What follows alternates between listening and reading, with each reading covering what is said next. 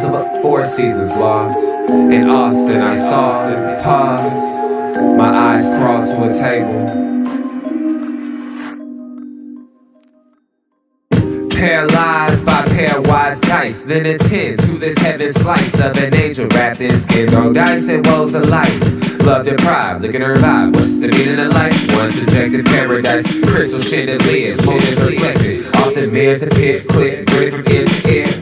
Craving and rating the grain, rekindle the flame. Closer she draws near, stay there. Remove your underwear, shove it somewhere over there. In paradise, in paradise.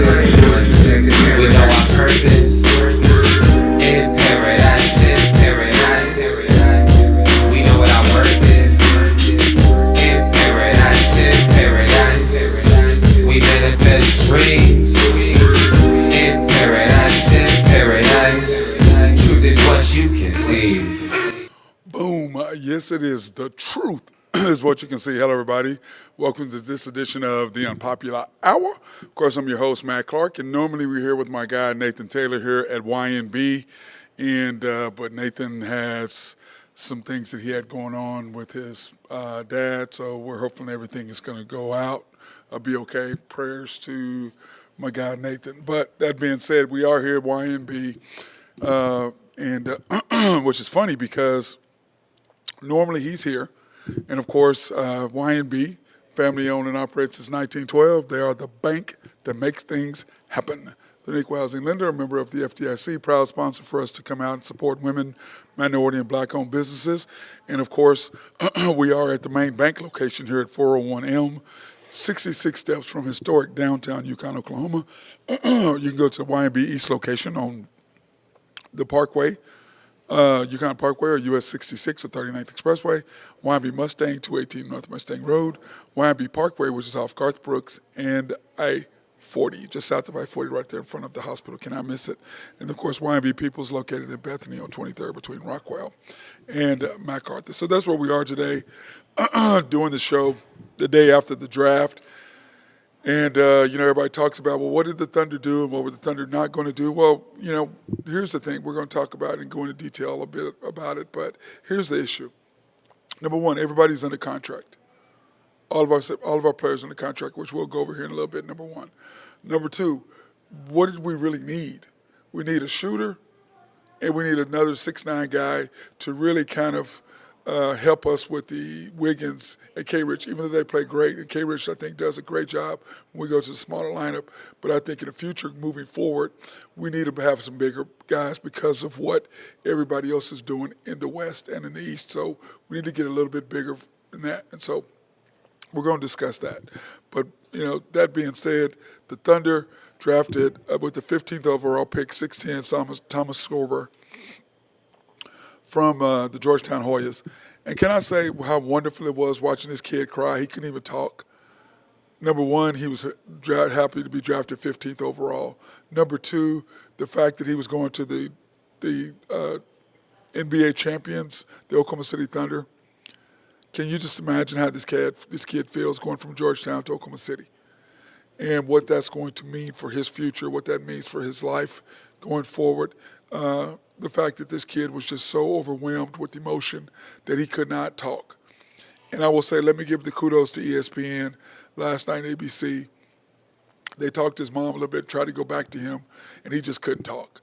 And they got away from him, and I thought that was a classy act by them, and very appreciative of a young man who was so overwhelmed that he could not talk. And then, of course, with the 24th pick, we picked Nick Crawford, and he was traded to the Kings because, like I said, we're loaded. What do we do? Who do we get? What happens?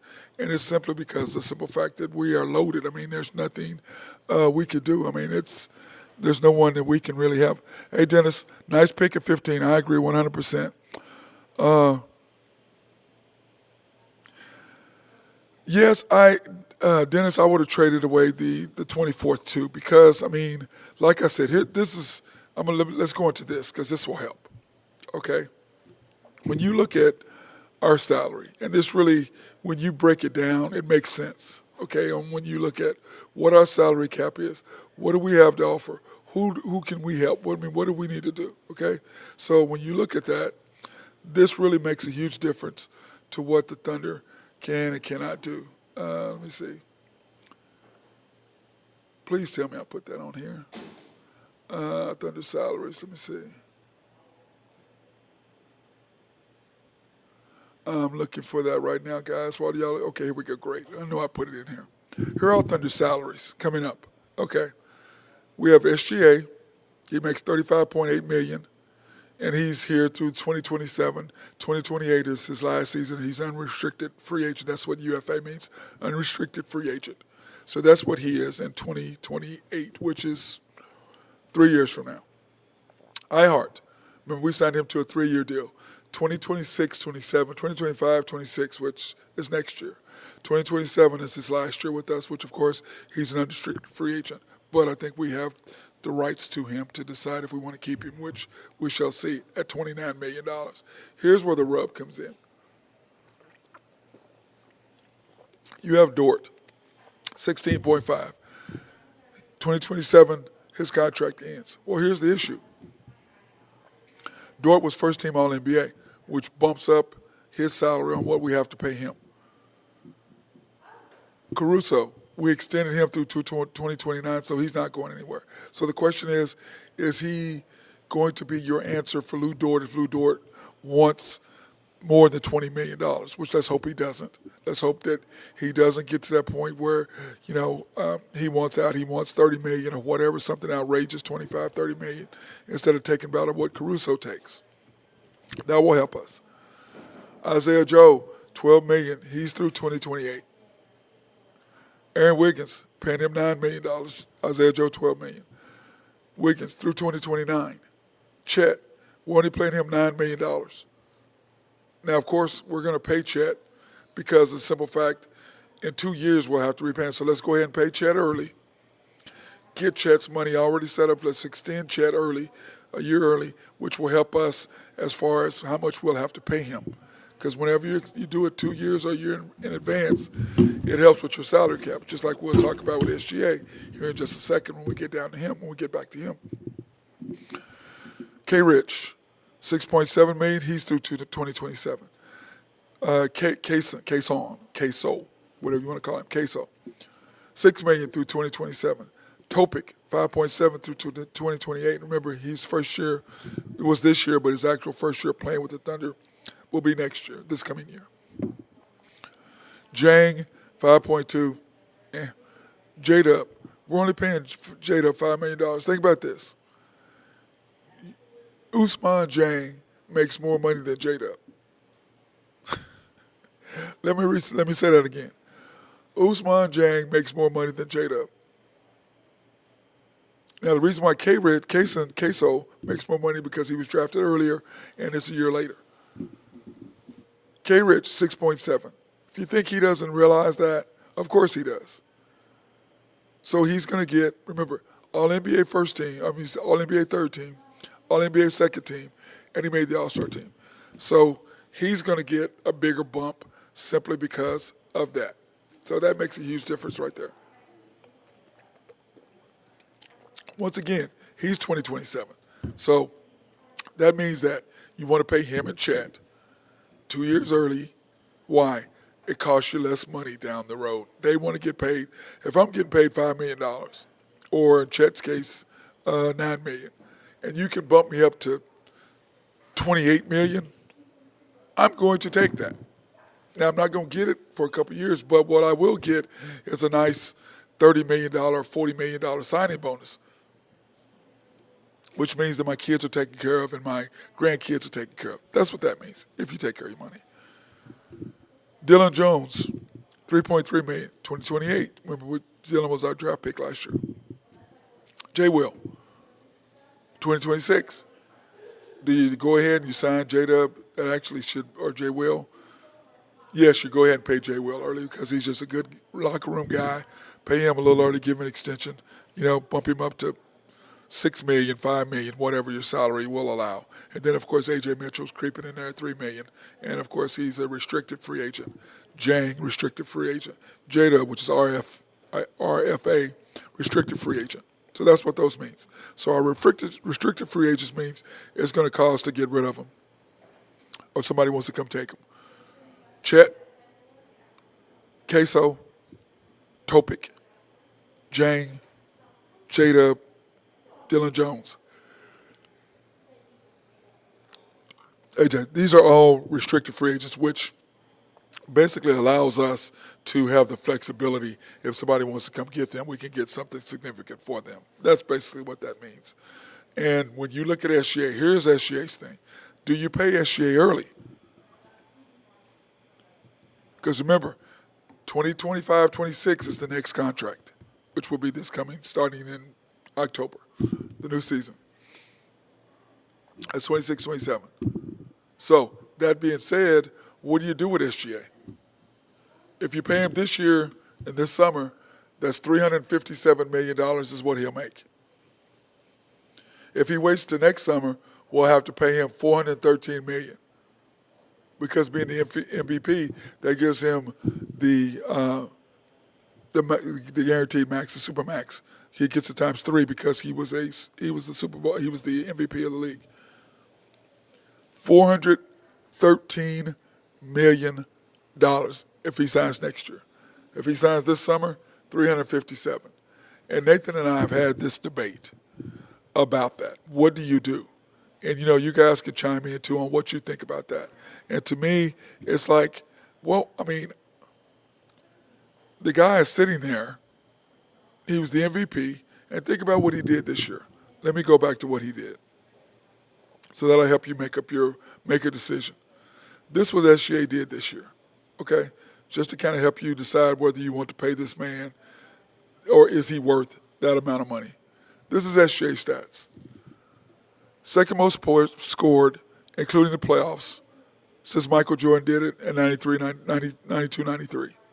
Fourth player in history to win the MVP, scoring title, conference MVP, first team All-NBA, All-Star, and won the title. Michael, which was crazy, he did it 4 times. Yes, he did it 4 times. That's just insane. Kareem and Shaq and SGA. Isn't that crazy? Scoring title, MVP, the MVP of the finals, first team All-NBA, and All-Star, and won the title. That's what he did. So is he worth it? 10 straight 30-point home playoff games. He would have had 11, but he missed a free throw. But that's the record. We broke Wilt Chamberlain's record.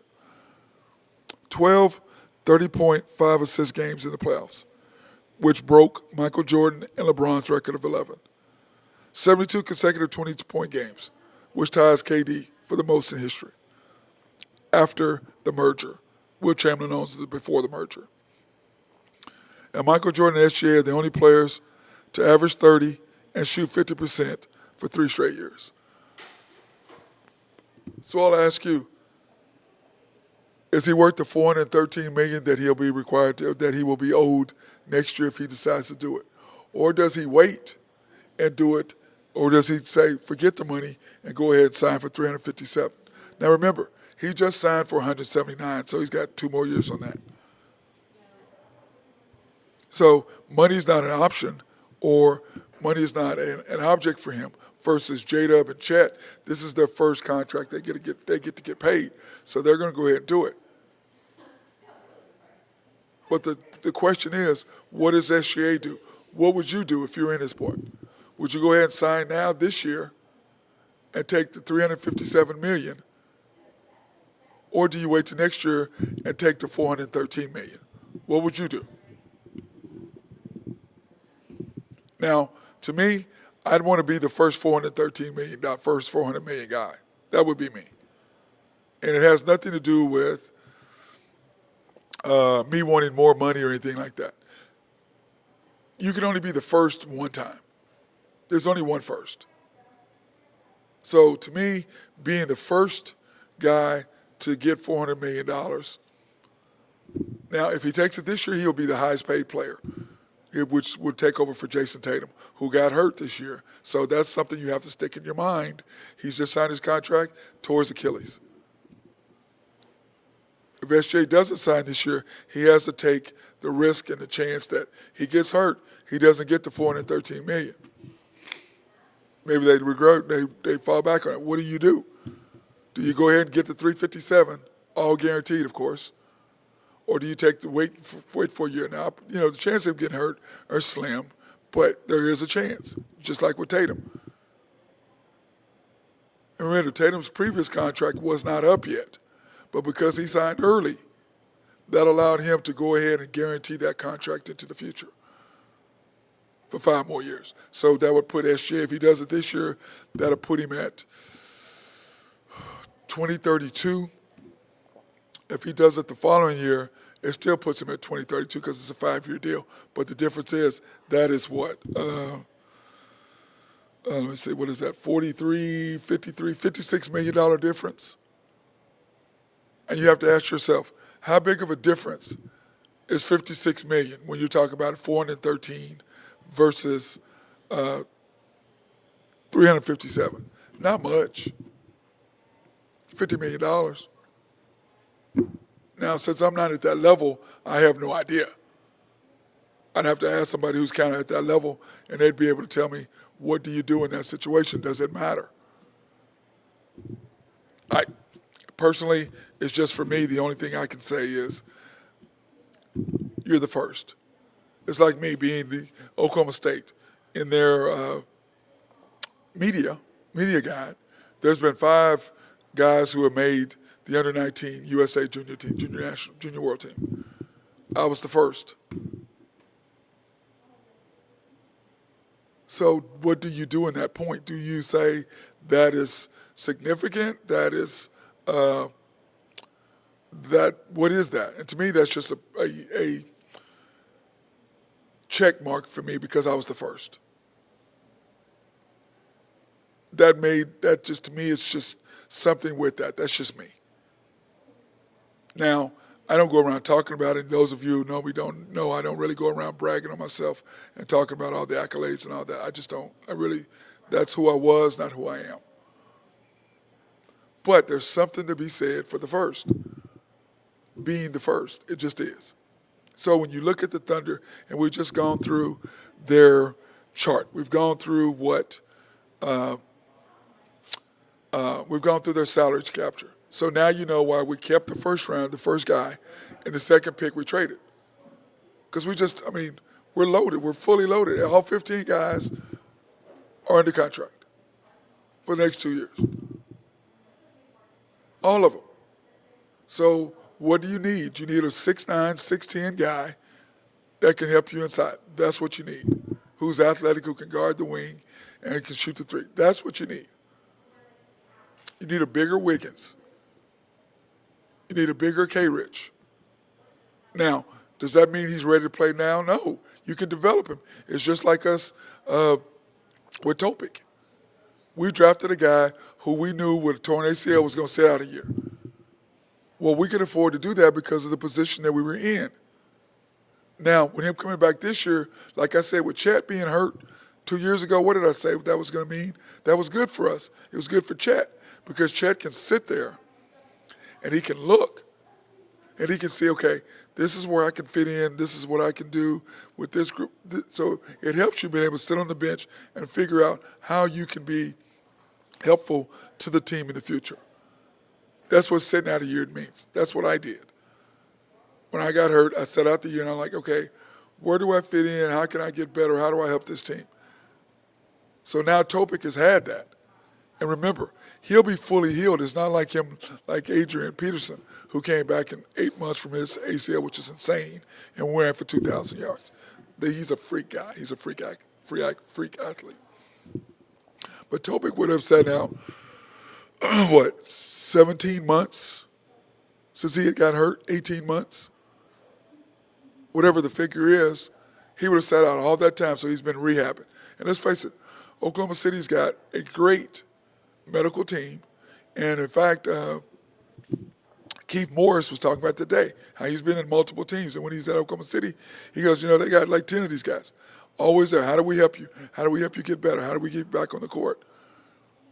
That's a tribute to Clay Bennett, Sam Presti and how they want to run the organization. We're going to make sure athletes are healthy. We have the best staff for them. We have the best facilities. How do we get you healthy quicker to get you back? How do we do that? By having top-grade medical staff, by having access to the best rehab facilities in the country. That's how you do it. What did San Antonio do? They spent, what, 20 million or whatever, something crazy amount of 300 million, whatever, on their facility to do what? To help people rehab.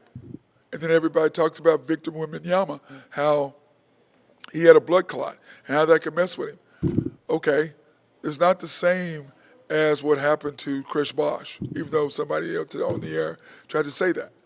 They have nothing in common other than being a blood clot. We're not doctors. We don't know how that works. But I can promise you, nobody's going to jeopardize Wembanyama's future to play basketball. His health and his ability to get better is paramount to himself, to the Spurs organization, to the fans, not only of the Spurs fans, but to us fans. We want to see the best players in the world. We don't want to watch you die on the court. Very few of y'all even remember Hank Gathers when he died at Loyola.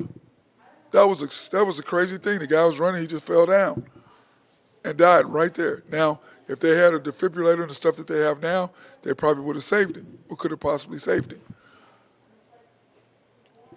But those are the things that you do as an athlete. What are my risks? What is the risk reward? Like Michael Jordan, what did they talk about him? How he could get hurt. He goes, well, what is the deal? And they're like, well, it's like if you have this headache and you can take a pill and there's a 20% chance the pill will kill you, would you take it? He goes, well, it depends on how hard my head hurts. Those are the things that you have to weigh. It's like Halliburton getting hurt. Of course he's playing. Of course you're playing. Of course I'm playing. Game 7, Game 6, NBA Finals, I may never get back. Remember, the Pacers never went back after they went once. Just because you go don't mean you're going to go again.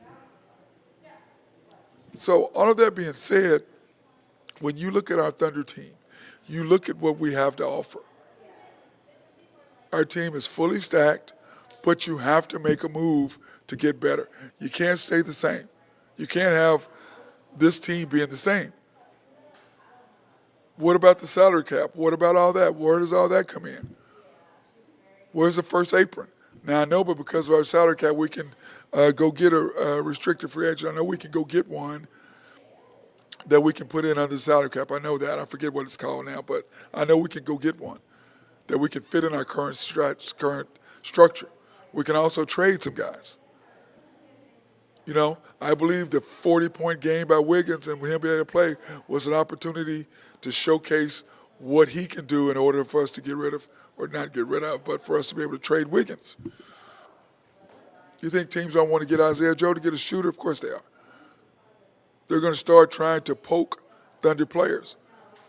Well, Sam Presti's smart enough being one of the best GMs. He knows what to do. He knows what we need. He's already got the plan, I can promise you. They knew who we wanted to take based on what the deal is. Everybody goes, well, you should move up. Why? We have, 15, 18 first-round picks over the next few years? I'm not giving that up. Because I know what? I've got Shea, I've got J-Dub, I've got Chet. I know I've got that. Then the question is, do I want Dort to stay in there because I already have Caruso? Do I want to keep Dort and keep the torture chamber? I believe you do. You have to have that defensive guy. Queso still on a rookie contract. You have him for another year, 2 more years before you have to do anything with him. So the Thunder are sitting good that wise, and as long as you can continue to develop players, which is what is our coach's strength, developing players. That's his strength, or one of them. Out-of-bounds plays is his other. Now he's got a guy who can get the ball in for out-of-bounds plays for him to get creative again, which is when we lost Josh. Now you have Topic. So the Thunder are sitting there, and I have zero problems with them trading the second pick. None. We have no room, as I just showed you, which is explained to a lot of people like, what did he do that for? Well, we have no room. That's why. We have nothing to give anybody. I mean, we're stocked. We're done when it comes to that. So there's nothing for us to give away or give. There's nothing for us to add or add more room by adding another player. 15 players under contract. But the only thing is, do we need to add to this team? Hell yeah, we've got to. You can't stay the same. You got to add something. We added a big, but you still need a shooter. Because when you look at these numbers, which I believe was the thing that hurt us from us really stepping through and doing what we need to do. Let's go ahead and take a quick break first, then we'll come back and we'll go over this. We'll take this opportunity to thank our sponsors, SRB. If you have needs for engineering, surveying, or planning, hit those guys up. They love to take care of you and make sure everything runs smoothly, especially if you have a water treatment plant in your city or county. Hit those guys up. Oak Grove Trucking, if you have needs for dirt, rock, or sand to be moved, he is the dude, my guy, Jose Fierro. And, of course, we are here today at YNB, family owned and operated since 1912. They are the bank that makes things happen. They're an equal housing lender, a member of the FDIC, proud sponsor for us to go out and support women, minority, and black-owned businesses in the OKC area. You can pre-qualify online at www.ynbok.com. That's www.ynbok.com. Or you can go into their 5 locations. Of course, we're here at the main bank at 401M, 66 steps from historic downtown Yukon, Oklahoma. YB East, which is off the Parkway, and 66 or 39th Expressway, US 66. YB Mustang, 218 North Mustang Road. YB Parkway, which is off Garth Brooks and I-40, just south of I-40, right there in front of the hospital. Cannot miss it. And then, of course, YB People's located in Bethany on 23rd between Rockwell and MacArthur. And, of course, the House of Creed, handcrafted since 1760. If you haven't been there yet, guys, you got to go. This stuff is so good. It is so good. It smells so good. It really does. In fact, I should have put some on today, but I forgot. I've been running around late. Because they always say, Matt, remember, pick the best for your best. And what that basically means is if you're a woman and you wear the Creed perfume, hey, go into the cologne section. Tell them that Matt Clark sent you in there, and they will give you free samples. So go ahead and do that. You can go to Penn Square and the Dillards at Penn Square Mall, the Dillards at Woodland Hills Mall if you're in Tulsa, Town East Mall in Wichita, Oak Park Mall in Overland Park, Kansas, not Missouri, Park Plaza Mall in Little Rock, South Plains Mall in Lubbock, and Westgate Mall in Amarillo. So go into those places and check it out. I can promise you, it is so worth it. So that being said, when you look at our Thunder team, okay, and you look at our shooting percentage and what do we need? This is the playoffs, not the full year, but just the playoffs. This is what we shot. SJ did not average 30 because he had 29 the last game. He needed to get 30 to average 30 to break the record, like I said, to add to his record, and then also to average 30. Even though 29.9 is 30, but it's not. He shot 46% from the field, 28 from 3. 87% from the free throw line. All of his stats went down. J-Dub, 21.4, 44% from the field, 30% from 3, 78% from the line. Chet, 15-2, 46% from the field, 29% from 3. Guys, you're not beating people when you're shooting like that. Even though we did because of our defense. That's why we did it. And we'll go over that here in just a second. Chet, 78% from the free throw line. Caruso, doing Caruso stuff, 9 points a game, 45% from the field, 41% from 3. 79%. It's not like he's not been to the finals before. You could just tell. Plus, he's 31. He's more of an adult. Isaiah Hartenstein, I wish he would go back to the way he was playing it during the season. It's like in the playoffs, he stopped being aggressive and shooting his floater for whatever reason. Don't know why he did that, but he did. 61% from the field. Still did not make a 3 all year long, 66% from the free throw line. Lou Dort, 7.9, 36% from the field, 34 from 3, which are decent numbers.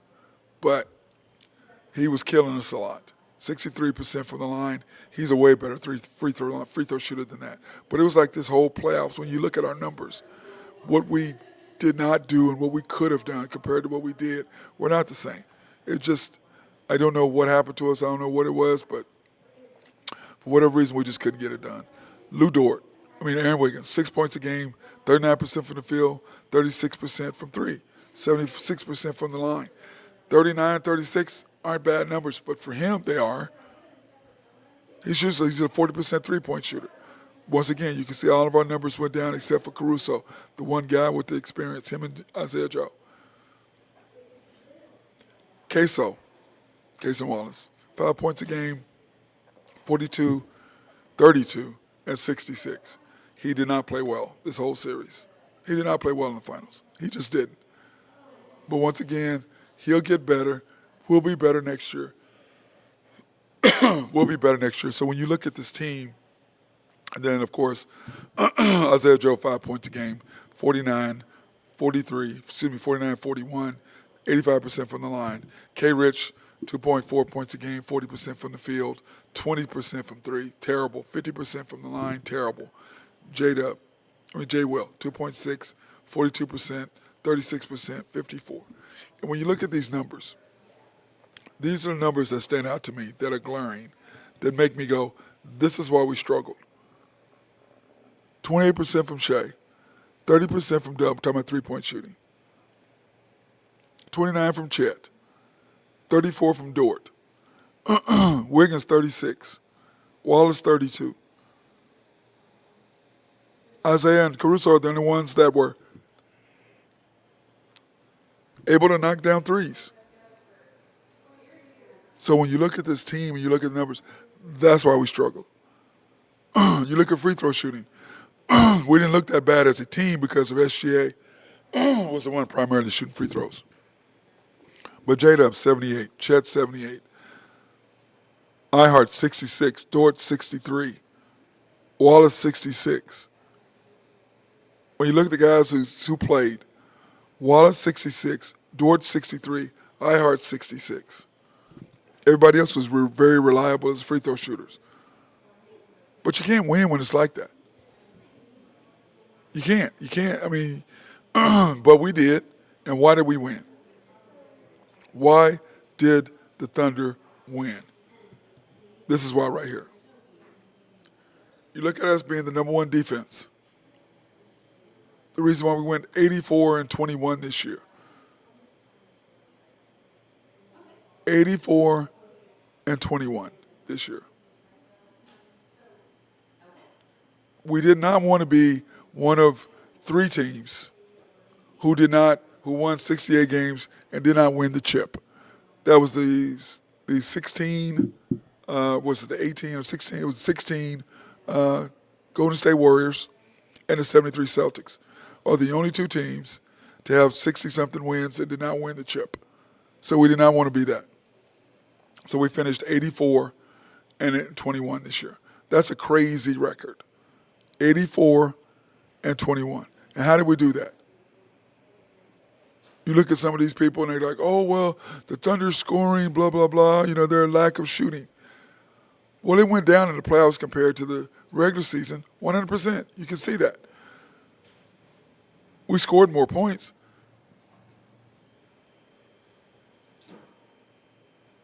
We scored a little less points, less than a point less. But opponents-wise, we held our opponents to basically the same amount per game defensively. Field goal percentage is what failed us. We went from 7th to 9th. 3-point per shooting. We went from 6th to 12th. 1 point, which was one point is a lot when you look at a percentage. 1 point's a lot. 1 percentage point. Free throw percentage, you can see, basically the same. That's because SGA was the one shooting the free throws, so that's why that stayed so high. Assists, you can see that we're consistent. Points, pips, points in the paint. Basically consistent in what we did. Steals, basically the same. We were the same team. Blocks, basically the same team. Turnovers, basically the same team. Second quarter points, basically the same team. What we held our opponents to, 107.6 during the year, 107.3 during playoffs. So we gave up less points. Field goal percentage, they shot 51.5 during the year, 55.1 this year. After that, 51.1.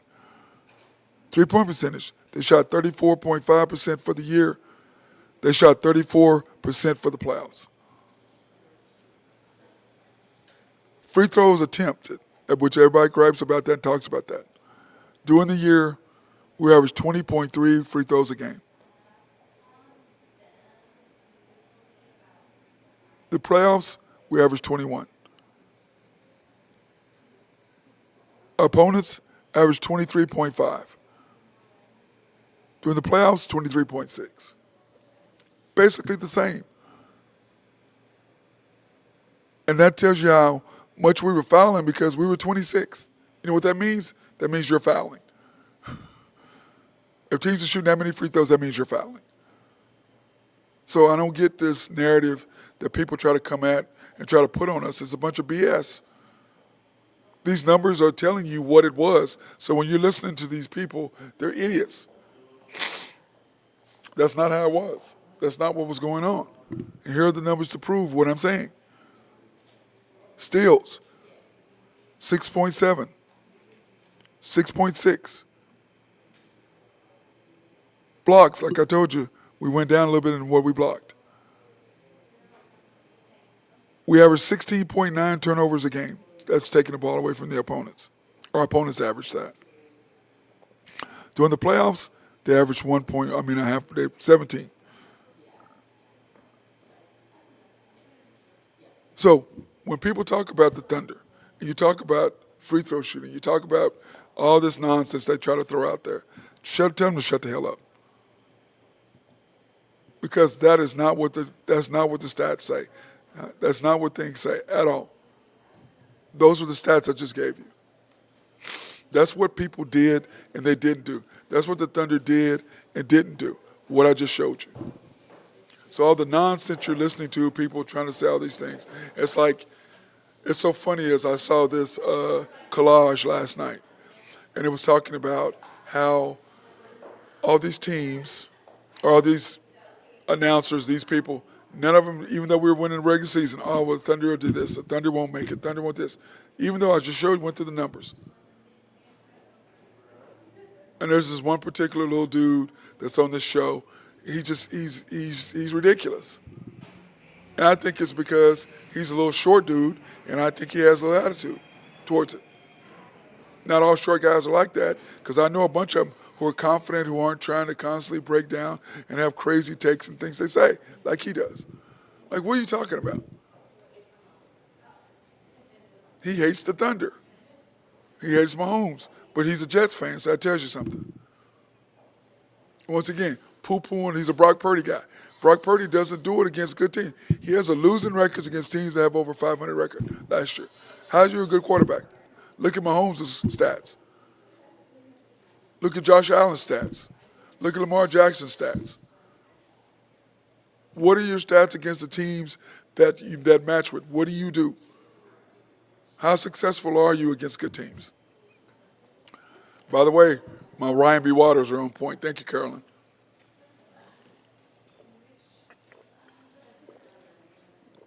When it's hot like this, trying to get hydrated all the time drives you crazy. But these guys come out and they talk trash about our team. I just don't understand it. I don't know why. Why do you hate us? We went from 4 years ago, 23 wins to this. We went 23, 40, 57, 68. And all these people think they know about the Thunder and think you have it all down. I don't remember seeing any of y'all in the stands when we were winning 23 games. I didn't see none of y'all. I didn't hear about your podcast and all your stuff and how you know about the Thunder and all that. I didn't see none of that. I was doing mine. I didn't see any of y'all predict that the Thunder were going to win 40 games when everybody had them winning 25. I did, because I'd watched them. Just like when I break down the games, I had somebody on after the Storm, our OKC Thunder postgame show, talk about how much he appreciates me because I break down the game and make it simplistic, and he's not even a Thunder fan. Because what I'm doing is I'm giving you the good, the bad, and the ugly, not just the good. And the things that I talked about that we were going to struggle with, we did. Those things cost us game ones. Those things cost us and made games closer than they should have because they are factors. They are what they are. It is what it is. You have to deal with it. So when I look at the Thunder and I think about who we are and what we accomplished, we did great. But we did have our shortcomings. We did get out-coached. But fortunately, we overcame the coaching. And he's a very good developer of talent. He's very good at out-of-bounds plays. He's horrible at lineups and reading the game. He's just, as my friend Jennifer says, he can't read the room. He's just that's not his strength. So you have to put people on the bench that can help him when he gets down. Like, no, coach, we do this. Teams make runs on us because he is set in his ways on what he's doing things. As a former coach, I go back and I look at games that I lost because of things that I did. I see him doing the same things. And I call him out because I know I went through and I did the same thing as a coach. And when you coach, you have a different view of things than if you don't coach. If you're a player, is one thing. When you play and you're a coach, you have a completely different view of it because you're sitting there watching the game, and a lot of times you get caught up in the game instead of coaching. That's why you have to have somebody on the bench to help you with that. Those are the things that matter. Those are the things that help you. But you have to have somebody there on staff to help you weave through, which is what happened with the Celtics. He gets out-coached. Joe Mazzulla, what'd you do? You had 2 veteran coaches to his staff to help him. You win the chip. You have 2 Game 7s that you shouldn't have had because you gave away a game. You should have ended all those in Game 5. You lost 2 games you shouldn't have lost. You could have ended both of those series in 5. The Denver series and this series, both of them. But you gave away a game.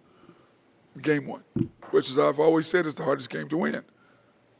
It's easier for the opposing team to come in and get a W from you. So when you look at this draft and you look at what the Thunder did, and I'm just explaining to you, how are you mad? How are you not upset? How are you anything? I mean, why? You got to be happy. He did a great job. We got our first-round pick. We got the guy we needed. We need a 6'9" guy. Now you get to see what he does in Summer League. Remember, all your first-year guys you had last year, they get to play in the Summer League this year, in their second year. And you think you're not going to have some guys that you're going to have in Summer League that you're going to try to look at? Sure, we're going to bring guys in. We can have the shooters. That's next week, I believe. It's next week in Summer League. So we'll get a good view of what we have and what we need to add. Because I can promise you, everybody talk, who wants to go to Oklahoma City? There's nothing to do. What are you trying to do?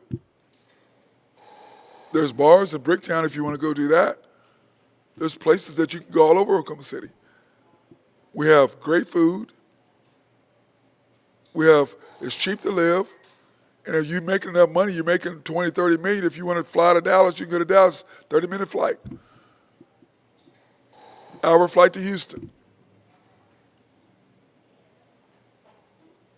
Pay for a flight, you go to Kansas City in what, an hour? Hour and a half? 45 minutes? Whatever it is, you can be right there. So it's right in the middle. It's easy to go anywhere you want to go. And we do have some nightlife. It's not as good as Denver. It's not as good as Dallas. It's not as good as L.A. It's not as good as Houston. Granted, or Miami. Granted, Atlanta. I'll give you that. 100% I'll give you that. But it is fun enough that you can do things here. And if you have kids, the school systems are great. You have enough Oklahoma City is a good place to live. And why wouldn't you want to live here? I would. I do. But that being said, why would you not want to come here? And you get to play in an organization where the players actually like each other. There's great team camaraderie, great structure in the team. We know who the leader is, and we know where everybody else is. Unlike the first group we had when you had Westbrook and Harden fighting KD. But isn't it crazy that Harden was there first, then Westbrook went there and had to leave, then James, or now KD wants to be in Houston. Now, my grandson lives there, so I completely understand. I love Houston. I love H-Town. I have friends. My one friend, she hates it because of the humidity. I'm like, okay, that's a small part. I mean, the traffic, I hate the traffic more than I hate the humidity. But all you got to do is leave and hang out at certain times of the day, and there's no problem. And it really ain't that bad once you get accustomed to it. Now, you can gripe about it, but it ain't that bad. Now, does it get muggy in July and August? Hell yeah, just like it does in Scottsdale, just like it does in New Orleans, just like it does in Miami, just like it does in wherever else in the South. It gets muggy. It gets muggy, okay. But Oklahoma City, it gets hot here. It gets hot here. It gets toasty. But it's also fun. It's also quick to get anywhere you want. Traffic is not that bad. And guess what you could possibly get? A ring. Or two. Because as I said, organizations have a 5-year window. We're in year 2. Now, is everybody gearing back up? Kansas, you can look at what they did with the Spurs. Yes, they got better. LA, with the new owners, they're going to get better. Denver, they're going to get better. They're already good, but they're going to get better. But they've got to make a decision. How good are my young players I have on the bench? I personally like Trey Alexander. Are you going to give him some sort of chance? What are you going to do, Denver? The opportunities are there for these players. Are they going to go like Oklahoma City did? And it's so funny is, speaking of Denver, their owner, Stan Kroenke's son, he made a comment today, which people are taking all out of context, about trading Jokic, the best player in the world. And I'm like, I don't think y'all are doing it because it's headlines. I don't think that's what he was saying. To me, all he was saying is that there's certain players that, like a Jokic, he's like, if we get into that point where salary things don't work, then yes, he would, he was saying that that's not going to happen. But if it did, yeah, we would trade him. Why? Just like we trade Giannis.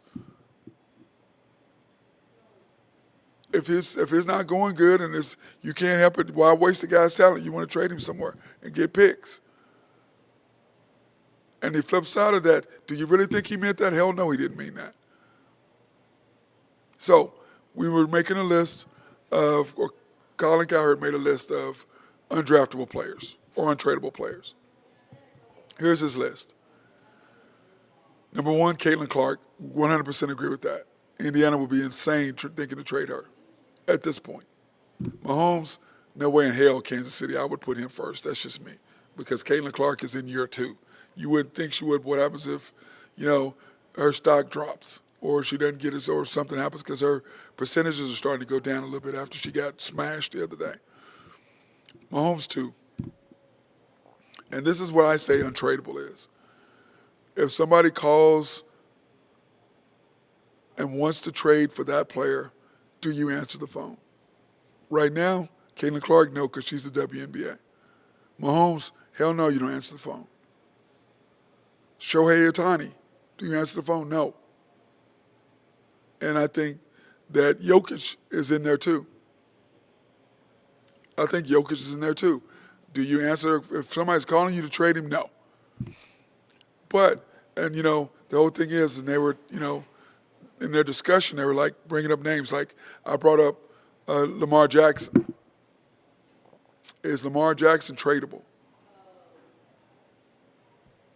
Who would you, if you got offered Josh Allen or Mahomes for him, would you trade? Yes, you would. if the Yankees wanted to trade Shohei Ohtani and Judge, neither one of them are going to be traded under no circumstances. Josh Allen, Buffalo has never traded Josh Allen. Like, I don't believe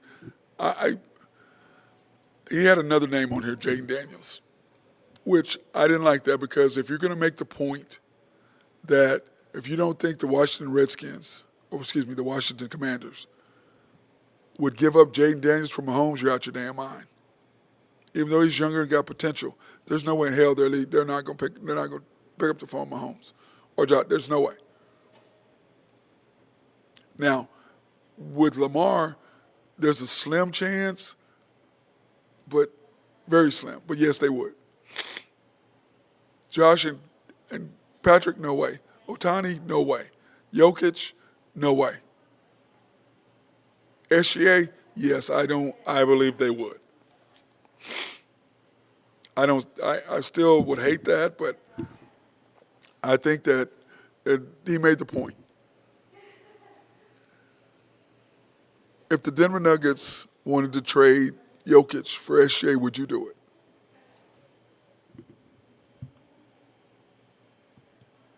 Would you do it if that was the case? Hey, Angel, what's up? Yes, Angel, Oklahoma City again with great drafting, 100%. Lamar Jackson is better than Mahomes in my opinion, but also is because I'm the ultimate Mahomes hater.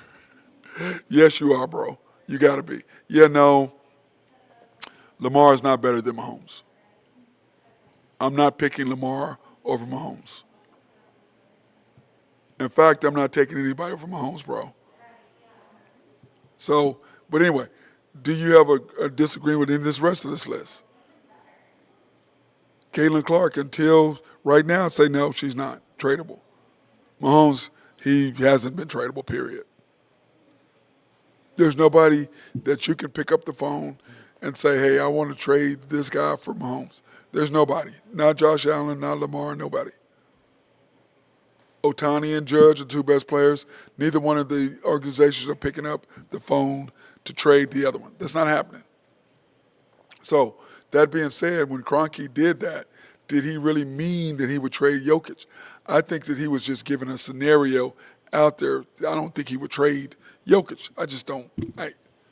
I don't see in what world you live in are you going to trade Nikola Jokic. Now, to me, I don't live in a world that I would trade SGA either. But the Thunder believe that J-Dub has more upside, and they can point to the fact that he made the All-Star team, that he made this and that. But it's like Keith said today, he's not one of the top 15 players in the league. No, he's not. Not J-Dub. He's not yet. Could he possibly? Maybe. But SGA is one of the top three. It's Jokic, SGA, Giannis. Maybe Jason Tatum when he comes back. And my fourth guy, to me, is Ant-Man Anthony Edwards. To me, those are the four best players. Then after that, how do you want to put them? Jason Tatum when he was healthy, but you can't put him in there. He's not playing. So who is the fifth? Who is the sixth? I think you got a lot of guys sliding in there. I don't think LeBron's one of the top 5 players anymore. Top 10, 9 or 10 maybe. And I may do that tomorrow. I might put a list of my top 10 NBA players. Did I ever do that? Let me see. I don't know if I did that. Let me check my thing. If I did that one time, I think I did do my top NBA players. I have to go back and maybe I did that on my own After the Storm video that I did that with, that I put the top NBA players. But I think that I may do that, put in my top NBA players, my top 10 players, put those guys in my order that I think it is. I may do that for tomorrow's show. I may do that just to kind of throw that out there. But when you look at this trade, I don't think he was trying to trade him. I don't think he meant that at all. What is my overall favorite player that got selected in the draft? Oh, Cooper Flagg.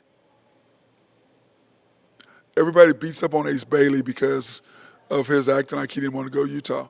Bro, I got drafted by the Jazz. I know what Utah's like. I ain't hating on him at all. But my favorite guy, I think Utah, with him and Clayton, the kid, the guard out of Utah, Florida, I think they made the biggest jump. A lot of people say other teams, but that's who I say, Angel.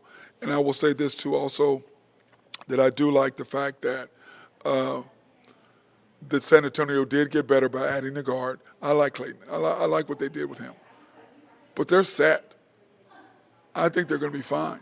I think they're going to be hard to deal with for the Thunder to deal with. I think you got them and what they've done in the draft, depending on what Wemby's health does, with Chris Paul to be there to help him.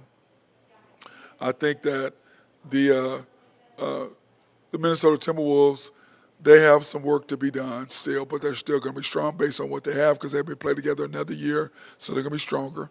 They got to pay Randall.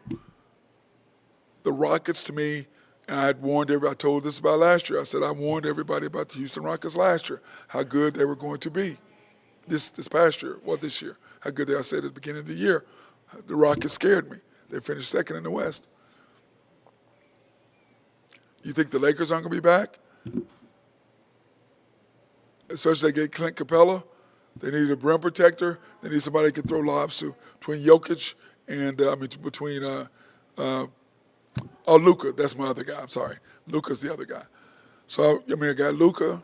I've got Jokic, SGA, Giannis, Luka, and Ant-Man. Those are my top five. Sorry I left that out. But my favorite player in the draft, though, to get back to your question, Angel, is Cooper Flag. I think him being in Dallas is a nice situation for him. Now, whether Jason Kidd actually is going to continue to be the coach there, I don't know. I know that there's reports that he wanted to go to New York, but I'm like, okay, New York is nice, but do you really want to leave Dallas? Now, next year is going to be hard because you don't have Kyrie. But you just gave him a new contract, a new 3-year deal. So why wouldn't you? I don't get that. But only he knows what the situation is. Only he knows what it's like with the new owners. Only he knows. And I had Nico on yesterday at the draft saying, no, Jay Kidd ain't going nowhere. What if your coach decides he don't want to coach with you anymore? Do you want a coach that doesn't want to be there? No, you don't. You're just going to throw away Cooper Flag's whole year by having a coach who doesn't want to coach there. And we know Dolan can pay him way more money than what Dallas is willing to. They can. He's got more money than him, than the Dallas owners. Dallas owners got a lot of money, though. But the question is, do you want to make him one of the top 5 highest paid coaches? You got to make that decision and what you want to do with that. So that being said, I hope everybody's having a great time. I had a good time. I want to thank, sorry, once again, we didn't have my guy Nathan Taylor here today, and I missed him being here. And once again, we're here at YNB, here in the 401. Where are we at? I know where we're at. We're at 401 Elm. I used to work here. It was my first job ever that I worked at here at the bank. And here we want to thank everybody for allowing us to come here. Thank you, Caroline, for my YNB waters. I appreciate that. And I want to thank the staff for always helping me out and doing the things they do to make my job easier here. And you guys go out. It looks like it's about to rain or something out there. So you guys go out there, be safe, enjoy.